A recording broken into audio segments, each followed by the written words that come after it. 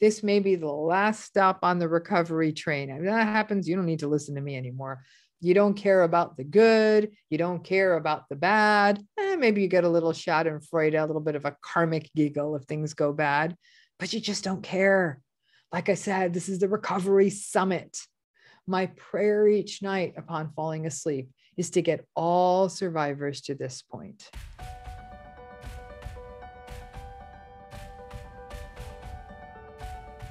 Healing really means that you no longer live in the service of the narcissist.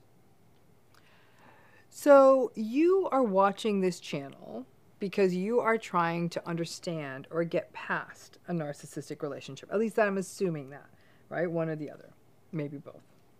You may be trying to heal from a broken heart from a narcissistic relationship, or from the limiting beliefs you held from a narcissistic childhood, or the exhaustion of a toxic work relationship, right?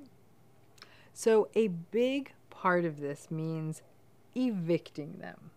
Evicting them? Yes, evicting them. Think of the narcissist, their words, their scorn, their contempt, their gaslighting, living in your mind like a squatter, living in your soul. They never paid rent, and we let them sit there, afraid to kick them out, afraid of their rage and the shame that they will induce in us if we evict them. How dare you ask me to leave? I am your mother. Or, do you really think you can run this place without me around? Do you know what their contemptuous voice sounds like, right? The fight to get them out of there may feel like too much. So even though we go no contact, low contact, gray rock, yellow rock, disengage, whatever, you know the drill. They're still there. Their voices mixed in with our voices. Sometimes they're even just whispers, but we can hear them. How could you be so stupid? Or, you really think you can pull that off? Or you think, maybe I'm not ready. Or you hear their voice saying, who do you think you are? You have fully internalized the shame that they offloaded onto you a long time ago. And it sucks. They don't even have to be around anymore. You are judging yourself as they judged you. It's kind of like now we're doing their dirty work for them, right?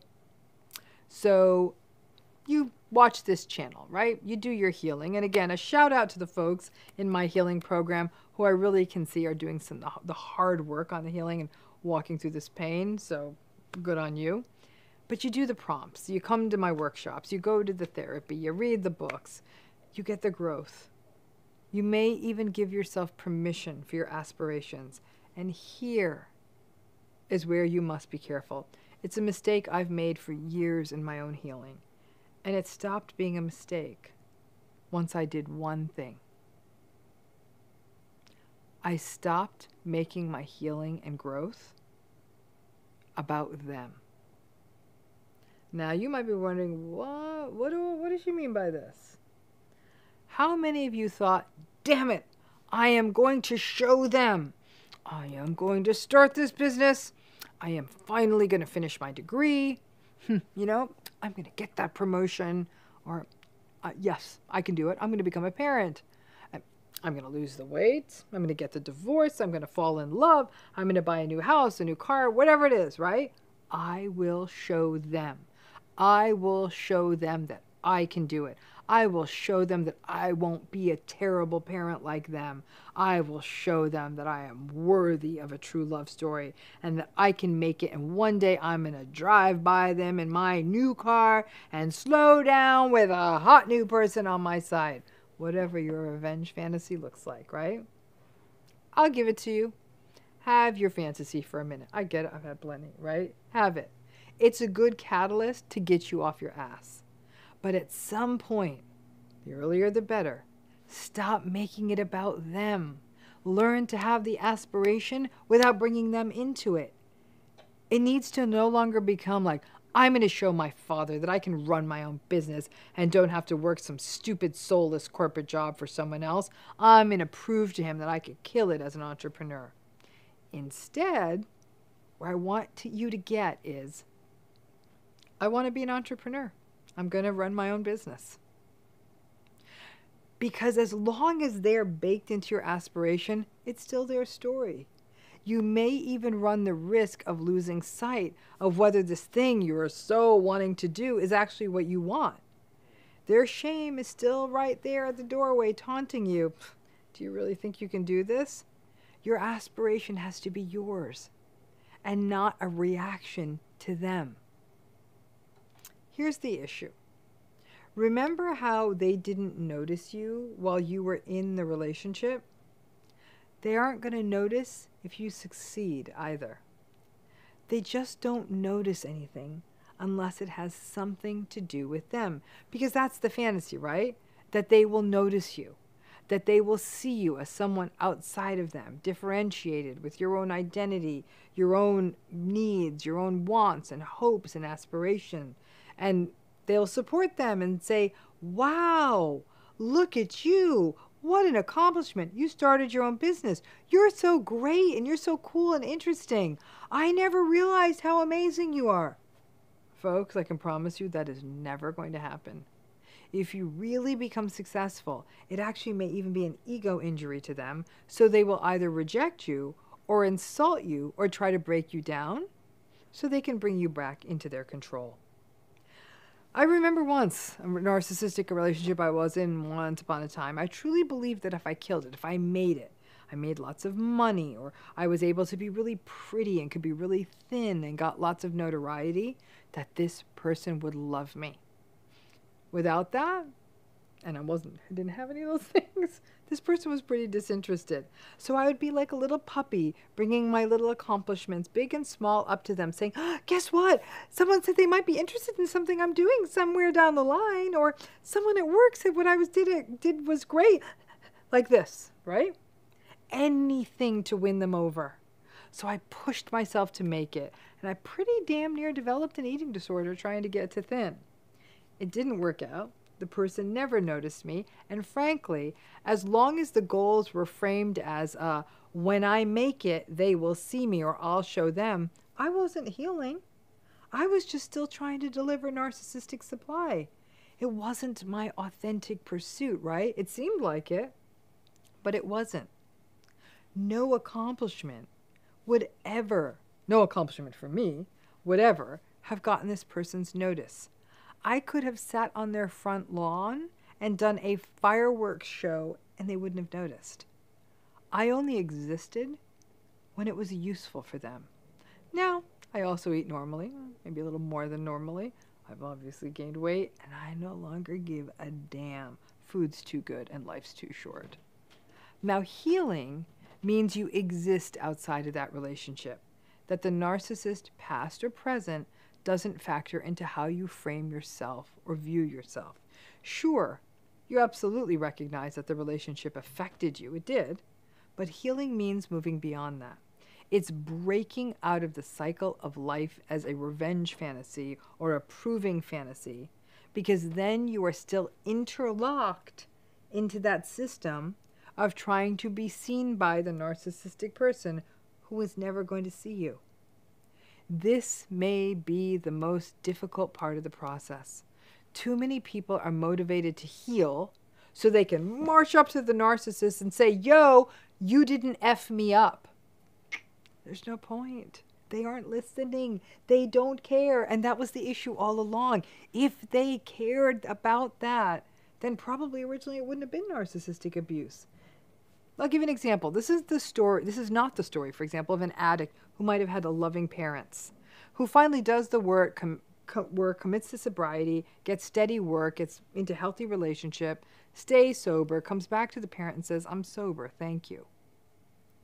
That original relationship that child had with their parent was embedded in empathy. There's something to go back to then. Now that right there, that's not the narcissistic relationship. You were, as I said in a prior video, you were the storage unit for their shame, which kept you in a subjugated space, forever controlled by them. You were the closet where they stored their dirty stuff, so they could pretentiously prance about, so self-righteous and above everyone, and judging everyone and thinking they were all that. Well, because they put their shame on everyone else, right? And we were often children when the role of shame storage was foisted on us. This is a painful journey, and there is no way to avoid the pain part of it. You will see it. You will get it. You will grieve it. Then you'll see it more clearly, and you will accept it more. And then, most importantly, is you will accept you. Then the languaging around your aspirations shifts, and it becomes, I'm going to go back to school. I've always been interested in urban planning. I'm starting that business. I'm curious to see if the initial success in selling my pies can be scaled up. I'm going to start exercising to get some energy. I met someone, he, she, they're kind to me. Let's see what happens. You see the difference? It's no longer about the narcissist, it's about you. I so want all of you to heal, to move forward, to evict and extract and remove those narcissists from your stories. You know how on TV shows, there's a character, it's a good character, but they kind of let him go after a few episodes. It's like that. All right, they were there for a minute. Don't need the character anymore. All of us want to be seen and cherished. It's a human want. Give that gift to yourself, and in time, you will find that you are inviting other people into your life who want to see you grow and not keep you hostage to their own shame. It's a process. It is a process. And some days, many days, are going to feel like setbacks. That's normal in this process. Just keep moving forward into your authentic self, separate from the narcissist. Now, indifference is a really tricky concept, and it may not even be the right word here. So if some of you watch this video, if you're like, you know what, Dr. Ramani, I don't think you mean indifference. I think you mean this. Would love to hear it. Just drop it in the comments section, because I struggled with the right word here. But what we're going to talk about in this video is the role of indifference as being a very important step in healing from narcissistic abuse. And if you're new to this channel, joining us, please subscribe to this channel. Just hit that button that says subscribe. And we put out videos multiple times a week. So if you hit that bell, you'll get notifications every time we do put out a video. So let's talk a little bit about this idea of indifference and the role it plays in how a person heals from narcissistic abuse. Now, this is a difficult video for me because I am suggesting that something that most people think may be bad for you could potentially be your salvation when it comes to healing from narcissistic abuse. The playwright Anton Chekhov says, indifference is a paralysis of the soul, a premature death. Khalil Gibran writes, desire is half of life. Indifference is half of death. I mean, indifference doesn't have a very good brand, does it? And I'm telling you now, I could pull 20 other lines out from very wise people who write about the utter destructiveness of indifference. But yet, when it comes to narcissistic abuse, it may actually be a different conversation about indifference. Now, some of these writers may be talking about the indifference a person could have about bigger ticket stuff in the world, like the world's suffering or the suffering of your fellow human being. That if we could become numb to the lives of many others, that would represent the loss of our souls. And I'm down with that. I agree. But what I am hoping for survivors of narcissistic abuse is actually a rather tall order. What I want survivors to be able to do is to maintain indifference to the narcissist in their lives while simultaneously retaining love, compassion, passion for the people and things in their lives that are healthy. And I want them to be active and engaged citizens of the world. It's a bit of a balancing act. When a person gets involved with a narcissist, and then things go wrong, as they always do, and this may even be a family relationship, any narcissistic relationship, the emotions are often quite strong in any number of directions. In some cases, you may still have a blind love, a blind desire, and an idealization for the narcissist that you cannot talk yourself out of, no matter how badly you're treated, no matter how hard you try. That even when you are lied to, betrayed, and harmed, no matter how many times this person gets in your face and hurts you, you still feel this strong draw to them. Listen, some of that may be reflective of the super glue that we call the trauma bond, but it may also be the larger than life fantasy that is the relationship with a narcissist. The other strong pull you may feel to a narcissist may actually be deep pity or guilt. You may feel bad about their backstory, and their backstory may have actually been pretty awful. We know that neglect and abuse can sometimes pepper the backstory of of people with narcissistic personalities. So even though you want to pull away and set boundaries in this relationship, you find it difficult to do so. Your guilt, your pity, your compassion, and your desire to rescue them and save them is too powerful, so you keep getting pulled in. And then there's rage, and maybe even hatred and deep anger at the narcissist. You ruminate. You can't get it out of your head how angry you are, how unjust this was. You may concoct fantasies in your head in which you fantasize about something bad happening to them. The idea that karma is going to get them, and that the person they left you for will leave them, that their narcissistic supply will dry up. You will ruminate and you will stew and you won't be able to sleep, and you'll sort of be banging through the world. All of these strong emotions in any of these cases means that you are still in this relationship and still experiencing the toxic elements of these relationships. It means boundaries are hard to set and hard to maintain, that leaving is hard, and you may still maintain hopes that get dashed by this person, and you may still be living in an upside down, gaslighted universe. Many people ask me, am I ever going to recover from this relationship? Is this my life? Always pitying them, or feeling guilty, or craving them, or hating them? Not necessarily. The work of therapy, of self-exploration, of self-growth, of finding meaning and purpose, of forgiving yourself, of processing the guilt, and addressing the core wounds and beliefs that kept you in this relationship become essential to understand. Because if you can slog through the hurt of a narcissistically abusive relationship and start building your own life, your choices, growing your own passions, and navigating your grief, you may reach the top of the narcissistic abuse recovery mountain. And yeah, that means being indifferent to the narcissist in your life. It does mean getting to the point where you really don't care what happens to them. You also will no longer wish ill will on them. You don't care if things go their way. You don't care if things go wrong for them. You just don't care. You don't think things go right for them. If you hear something about them, it might just be met with a shrug. Yeah, greeted with no more curiosity than you would have about the life story of a stranger in a grocery store. I believe that asking survivors, especially long-term survivors of narcissistic abuse, to get themselves to a point of compassion and forgiveness or love and respect for the narcissist that hurt them is the wrong standard to set.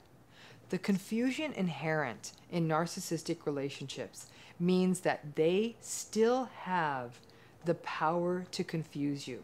They still have the power to evoke your old triggers. And I gotta say this, I mean, I'm being totally realistic. 100% indifference is not likely. Many people still say that even after many years or decades, if they ran into a significant and harmful narcissist who was in their life, that they still have that sympathetic nervous system reaction. If they saw that person, their heart would race. They may feel a funny feeling in their gut. They may actually feel a little bit sick. They may not know what to say. They may even feel somewhat frozen. This narcissistic person was once a profound and painful stimulus. So even if you are cognitively indifferent to this person, your body holds these painful memories in a far more primal way, and it reacts, and you feel it. Some people get scared when they see the narcissist, if they run into their narcissist, even after many years. And that because you think that, oh my gosh, my heart is racing, maybe this person still has a hold on me. Nah, you're probably a little scared of them maybe, and all the terrible things that once happened. But you may still be able to look at them and shrug. You may even feel relieved that this is no longer your life. And you may be thinking, like, even though I feel sick seeing them, I actually don't care what's happening in their life. So yeah, there will be that moment when you no longer or never feel compelled to look at their social media profile or ask people about them. It doesn't come for everyone, I recognize that, but it happens more often than you think. Listen, personally, I'll own it. I've been to the narcissistic abuse rodeo. It's happened to me. And I have found that arriving at indifference was a game changer for me.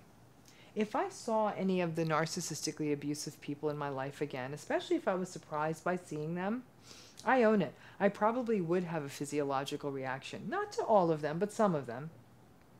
But in all cases of these people, I really no longer care. If anything, in the great karmic equation out there, I really don't wish them any kind of ill will. It's actually bad for my karma to do it, and I don't care about their karma. And listen, I already got mad and said my nasty things that I wished for them once upon a time. But I actually think many of us will still have sadness for the people that those narcissists are still hurting with their behavior. I'm not indifferent to their future victims, but it's not my job to rescue them. Those people who will be hurt by the narcissist I once knew, they can figure it out. This is their journey. And honestly, if they want some information, they can watch these damned videos. But by finding indifference for your narcissist, you may free yourself to feel the opposite of indifference in the other evolving, healthier, and more meaningful parts of your life. So yeah, I guess the opposite of indifference is love. And that you may be able to find that if you could give yourself permission to get to that point of indifference for the narcissist. It does not mean that you're a soulless creature. It doesn't mean that you're cold. Again, I actually think it's healthier than you wishing ill will on them. By becoming indifferent, you've really released the power they have over you. It doesn't mean you're going to be indifferent to the other things in your life. I actually think it opens you up a lot so you can feel those other things more passionately and more strongly and give yourself the permission to enjoy experiences and people in your life in a new way. This process of indifference takes time. It can take months, it can take years. And when the relationship's very significant, like a parent or a long-term marriage, it can take a very, very long time. Yeah, sometimes it doesn't always happen. But there is that moment when you really feel, it's almost an audible click. You're like, I actually no longer care. I just don't care. That is a profoundly powerful movement and moment. So let me tell you, I know what the writers and authors have said about indifference, and I get it, and I agree with it. But in this one case, as part of your survival from narcissistic abuse, keep in mind that indifference, it's a gold standard.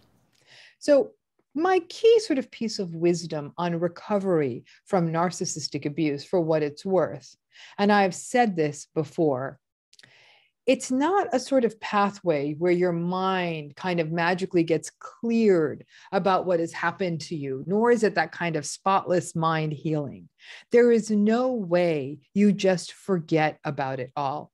Recovery often means turning into a direction that may feel a little more cynical or guarded or more careful, which actually is fine.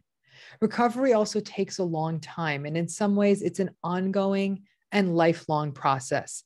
You can't just be careful or have good boundaries for a year. To recover means making lifelong shifts. But let's talk about the signs that really show that your recovery is actually happening. And this is where I'd love for you to drop a comment. Love to hear your stories of recovery. What were the signs where you're like, whoa, wait, I am actually getting better? Drop them in the comments. I'm going to be sharing 9 in our video today, but we can make that list longer with your comments. So number 1, sign you're recovering. You no longer post on social media hoping that they see it. Let's face it, social media is the petri dish that lets narcissistic relationships, even when you're out of them, fester. Once upon a time, when a narcissistic relationship ended, other than coincidence or maybe that you were still kind of poking around in their lives, there were few ways to really know what your ex-narcissist's life looked like. But now, social media can really keep people stuck mentally for months or even years. Remember, narcissistic people always move on faster after relationships and have a better superficial ground game than you do. So their post-you life is going to look better than yours does initially. So recovery means that you are finally able to stop looking at their feed and perhaps even block them from yours. That you no longer revenge post or post things or quotes or images or reflections or anything you want them to see. Number 2 sign of recovery, you ruminate less. Rumination is one of the most core patterns that we see in the narcissistic relationship. And it's a classical process, not only during narcissistic abuse, but during the early period of healing. And rumination sucks. Literally, it sucks. It sucks you in because it pulls you out of your life. It leaves you distracted, not present, and often not there for the actually important stuff in your life. Children, job, household, other people. One of the best moments I have in working with any client experiencing narcissistic abuse is the day that they tell me that they got through an entire day or an entire afternoon and did not think about the narcissistic person once. It's a revelation to them. And they find themselves slowly but surely recognizing like, I'm not thinking about them. I'm thinking about other stuff and actually kind of enjoying life. Number 3, you have fewer nightmares and dreams about them. Oh, those narcissistic folks and their invalidation and gaslighting and all the rest of it. It just sort of burrows deep into our unconscious minds and comes out at night while we sleep.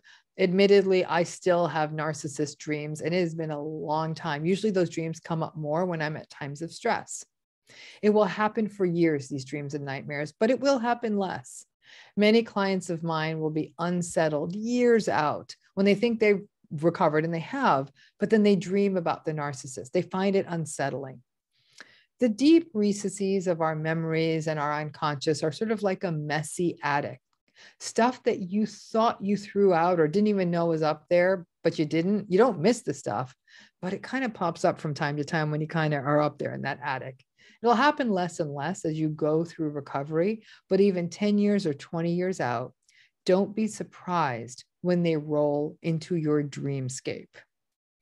Number 4, you hear their name or you hear about them and you don't feel that sympathetic nervous system activation. Early on, just hearing the narcissistic person's name or hearing about them or what they're doing can sometimes be enough to set off a fight or a flight or a freeze or a fawn. I actually do remember once coming out of one such relationship and someone in my midst wanted to talk about the person or ask about them or share something about them. And bizarrely, I abruptly just got out of my chair and really quickly left the room. It was my little bit of flight, but I so didn't want to hear about this person. I almost literally felt sick up to my throat. Now, indifference came. I'd listen and actually not really care. But recovery means that one day you will hear their name and not feel a damn thing. It doesn't get under your skin as much anymore. And that day is a good day. You may hear their name or hear about them. Maybe you'll feel a sense of disgust, but that's very different than that racing heart and that bodily discomfort. Your sympathetic nervous system is quite primal, and it was designed to protect you. So cognitively, you may have worked this narcissistic relationship and abuse out in your head, but that primitive sympathetic nervous system is like an overzealous bodyguard kicking everybody out, right? Feeling that adrenaline-y discomfort doesn't mean that you aren't recovering. It's just part of the process. And over time, there'll be less of those reactions. Number 5, you slowly start getting to indifference.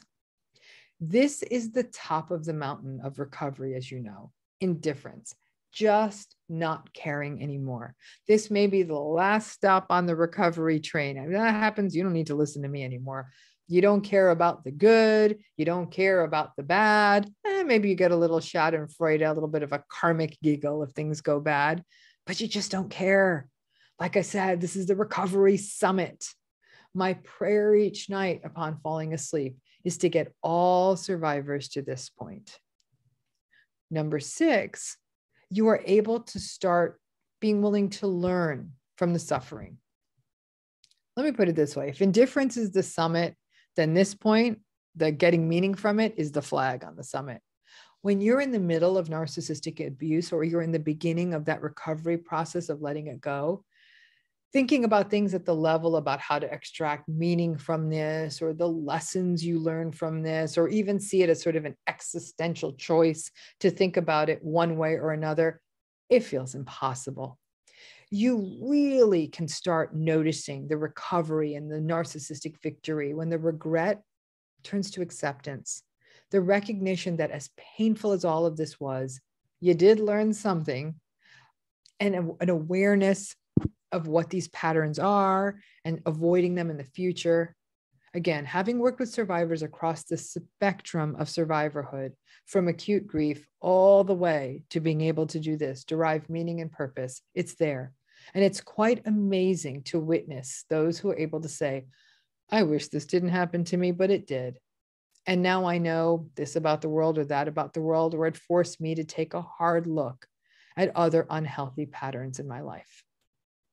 Number 7, you know you're recovering because you start to allow yourself to move forward. After narcissistic abuse, many people get stuck.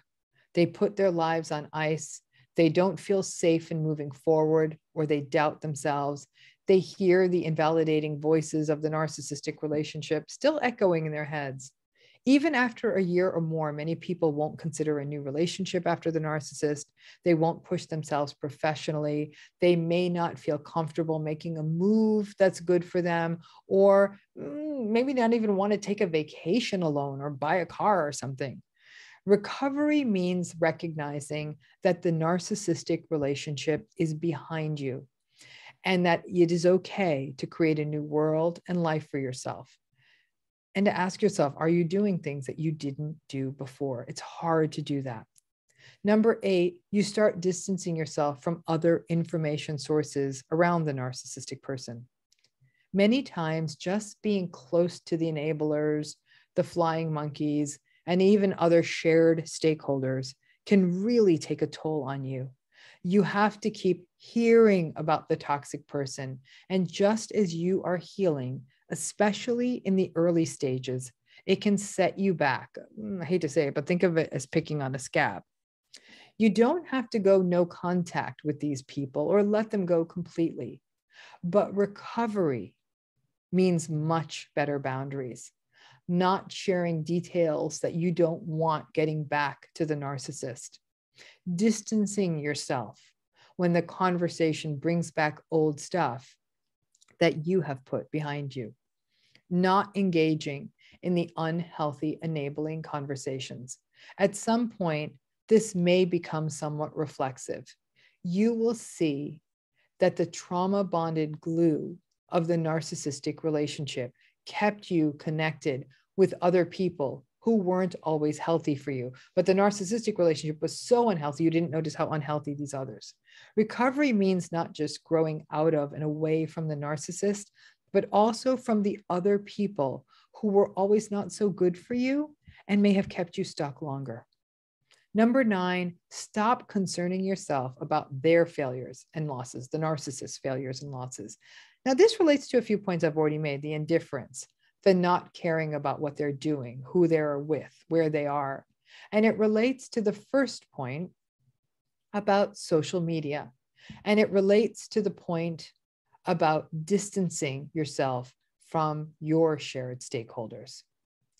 There is a time when you felt you would heal if you just knew that the narcissist was going to get karmic payback, or that things went wrong in their lives, or that you would feel an overwhelming sense of injustice and discomfort because things were kind of working out for the narcissist.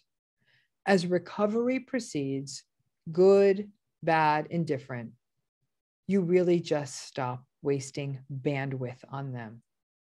Because really, that's what recovery comes down to, bandwidth. And the less of it that you waste on them, the better you do.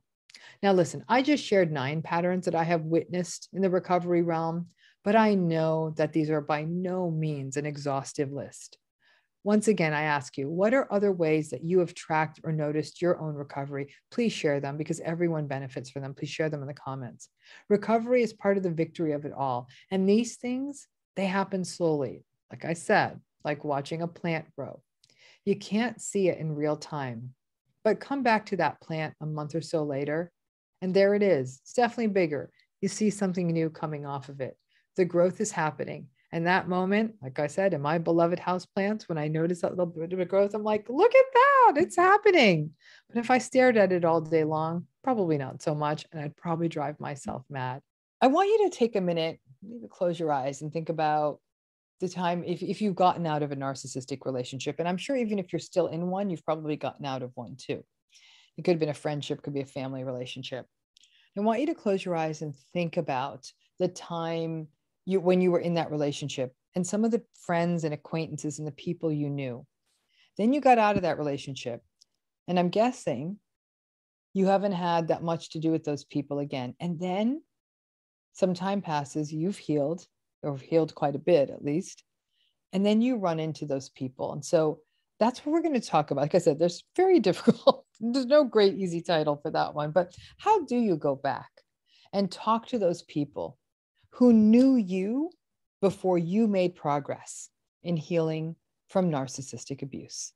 Healing from narcissistic abuse is a process, a massive process, a how the hell am I supposed to climb a mountain that steep process, a you told me this was 3 steps forward, 2 steps back, and I am taking 2 steps forward and 5 steps back process. When you begin your healing process, you can't believe you will ever stop ruminating. You secretly still hold that hope that you'll be hoovered. You are contorted from trying to twist out of the trauma bonding. When you are in the healing, you have hope for your healing, but then that hope goes away a little when you take the bait or respond to the text or meet another narcissistic person who hurts you again. But I'm promising you, you will get to the other side. Healing and recovery from narcissistic abuse are a combination of pain, vulnerability, courage, discipline, confusion, anxiety, panic, grief, guilt, anger, and knowledge. That's a lot of stuff. I have seen people get to the other side. I've witnessed it. It's really quite a thing to behold. Sometimes I'm pretty confident I have gotten to the other side, but all of us who get to the other side of this healing process, we have setbacks. We still stop, we still take the bait, or we respond to the text message, or we feel guilty, or we feel the trauma bond tugging us back. This feeling, it's like when our coat gets stuck on a nail and we're like, why can't we get up? What's pulling me back? What's pulling us back is because we're human and we're empathic humans. But as part of that healing, we do get to indifference, at least indifference about some of the narcissists. I've seen it happen. I see it happen every single day. But over time, as you grow out of the narcissistic person, especially with those key and most impactful narcissistic people in your life, you recognize that to fully heal in an ideal world, you have as little exposure to the world that they were embedded in as possible. And that's not always easy. If it's your family, and especially if you live near your family, it means having to find ways to distance from people that you may be expected to see regularly or you do see regularly. If it's an ex-partner, Not only through children will you see them, but you may see mutual acquaintances at your children's school or still have mutual friends. And certainly your family knew them. So seeing your family means you have contact with someone who also knows them. If it's in a workplace, you may still live near colleagues and coworkers or still work in the same industry. Listen, many survivors can't get the kind of distance they want from that world that the narcissistic person was embedded in. However, there are also sort of peripheral players, right? Maybe not the direct family members that you have to deal with, or in-laws you might still have contact with, but people who knew you when you were in the narcissistic relationship. They may not be as significant to you, like maybe as a parent. And as you go through the challenges of distancing from or leaving a narcissistic relationship and then try to start healing, you often do not have the time, energy, or bandwidth to talk to people other than the people you kind of have to, or people you maybe take care of or something. And you may find yourself growing distant from people who were a part of your life when you were in the narcissistic relationship, especially as you heal, and especially if they were at all part of gaslighting or enabling. As you heal, and then you get stronger and you feel more resolved, maybe you even start to grow indifferent to the narcissist. And then you see a person from your old life. What's that like? Now, if you've been in that situation where you've left a narcissistic relationship and then you see someone who is part of a friend from that old life, drop it in the comments. I'd love to hear what some of your stories were. Now, when I have worked with or talked with people going through this, their responses are actually quite varied, but more than anything else, they recognize that their worldview has changed as they proceed through their healing journey. And they seem quite different when they see people from their past. Many people report that they don't want to see people from this time in their lives. They just don't want to go see those people anymore because they remind them or bring up memories of feeling limited and not feeling fully themselves, and just also all the bad memories of what happened in that relationship. But the pattern that we often observe is that when people run into people from their past who knew them when they were in the narcissistic relationship, it tends to be the sort of sense that you have changed so much, right? They sense that the you they knew isn't really here anymore. The fact is that you've been through something, you saw some stuff, right? Now you understand that stuff, that narcissistic experience you went through, and you feel as though you have a different worldview. And more often than not, that person from your past doesn't get it and may even feel somewhat disconnected from you. One of the legacies of healing from narcissistic abuse is that you see the world through a different filter. I'm not convinced it's a bad thing, but it's like this new filter is like a really sharp lens, like high definition. You see things really clearly. Sometimes it hurts to see them that clearly. And that can often leave survivors being more cautious, less lighthearted, definitely a little heavier, but certainly like you have been through something, because you have, and you understand something. And that really does mean that there's no going back, which means you will feel disconnected from those folks who were part of your life at that time and whom you may not have seen for a long time. Maybe not all of them, but it's not unusual to feel that disconnection from a lot of people from those times of your life. There is an old saying, now see, without even meaning to, I'm leaning into a proverb again, right? But that old saying is, you can't go home again. But that proverb is actually the opposite of the experience that survivors have. The idea that you can't go home again is often the idea that home has changed so much that you will no longer recognize it. For survivors of narcissistic abuse, I would argue that you changed so much through that process of healing that you no longer feel connected to a place and perhaps even people that was once called home, whatever home is. I can say as a survivor, when I meet people from earlier iterations of my life, from times when I was narcissistically abused, I'm disconnected. I don't talk much. It's awkward, maybe even feels a little bit hollow to me. I know that more than a few people from my past, they think I'm a cynic. They think I'm too pessimistic for my own good. Different things matter to me now than they did then. That is what survivorship does to us. Different things start to matter to us. And because of that, we may feel disconnected to people from that time in our lives. Now, some survivors are unsettled by this.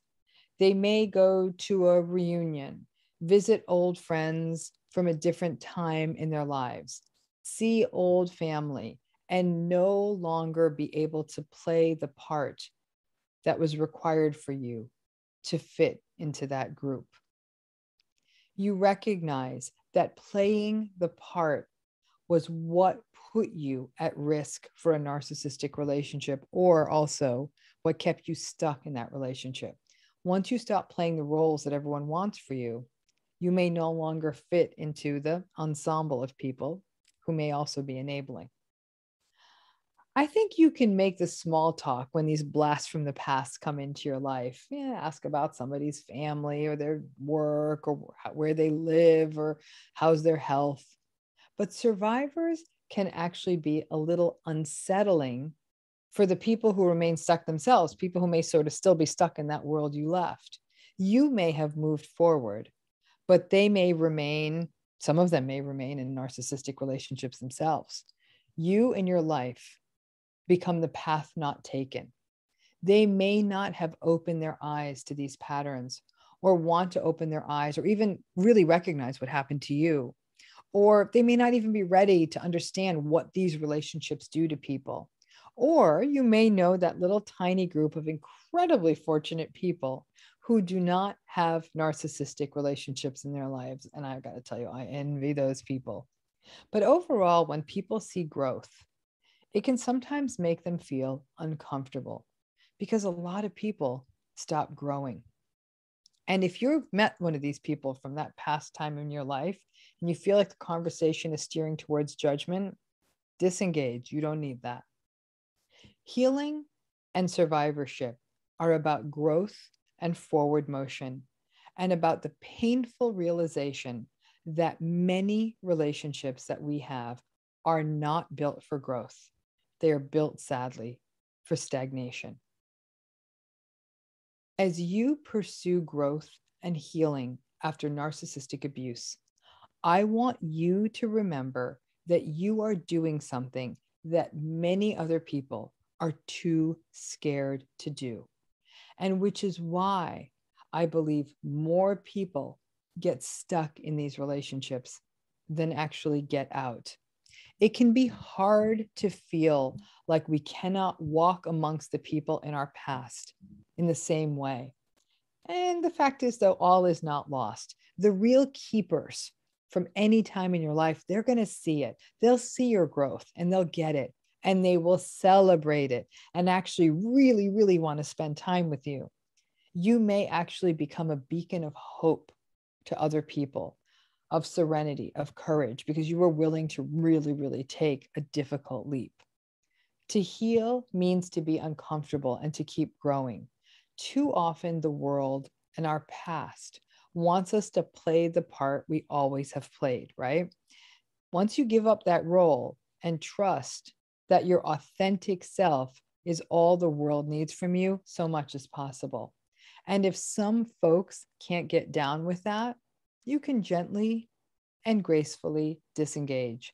Listen, if you've created boundaries or gotten out of narcissistically abusive relationships, you've already done the hard part. But our histories are complicated, and when we go back and we see those people from the past, it can sometimes feel almost eerie how disconnected you feel. And it really is a wake-up call that actually that was never a healthy part of your life. It's not these people's faults, but the people who were in that part of your life, in some ways, they knew a different version of you, the part where your wingspan wasn't full. Now that it is, there's going to be different people in your life. That's what growth is. We keep on keeping on.